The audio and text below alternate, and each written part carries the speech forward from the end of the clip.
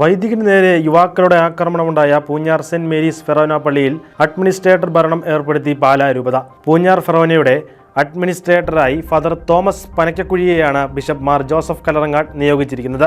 വൈദികനെ ആക്രമിച്ച സംഭവത്തിൽ സഭാ പ്രതിഷേധം ഉയർത്തുന്നതിനിടെയാണ് പുതിയ നീക്കം.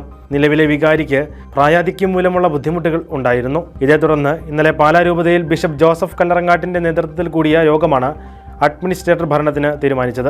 ഇതോടെ പൂഞ്ഞാർ പള്ളിയിൽ പൂർണ്ണ നിയന്ത്രണം ഇനി പാലാ ബിഷപ്പിന്റേതായിരിക്കും. ഇതിനിടെയുണ്ടായ ഒത്തുതീർപ്പ് ശ്രമങ്ങളും ബിഷപ്പ് ഹൗസ് തള്ളി. പൂഞ്ഞാർ പള്ളിക്ക് നേരെ നടക്കുന്ന സാമൂഹ്യ വിരുദ്ധ ആക്രമണങ്ങളെ ശക്തമായി നേരിടാനാണ് ബിഷപ്പ് ഹൗസിന്റെ തീരുമാനം. പൂഞ്ഞാർ സെന്റ് മേരീസ് ഫെറോന പള്ളിയിൽ കാറുകളിലും ബൈക്കുകളിലും എത്തിയ സംഘം വൈദികനെ ആക്രമിച്ച സംഭവവുമായി ബന്ധപ്പെട്ട് ഇതുവരെ 28 പേർ കസ്റ്റഡിയിലായിട്ടുണ്ട്. അക്രമി സംഘത്തിൽ 47 പേരാണ് ഉണ്ടായിരുന്നത്. ഇവരെയെല്ലാം തിരിച്ചറിഞ്ഞുവെന്നും പലരും പ്രായപൂർത്തിയായവർ അല്ലെന്നും പോലീസ് വ്യക്തമാക്കി.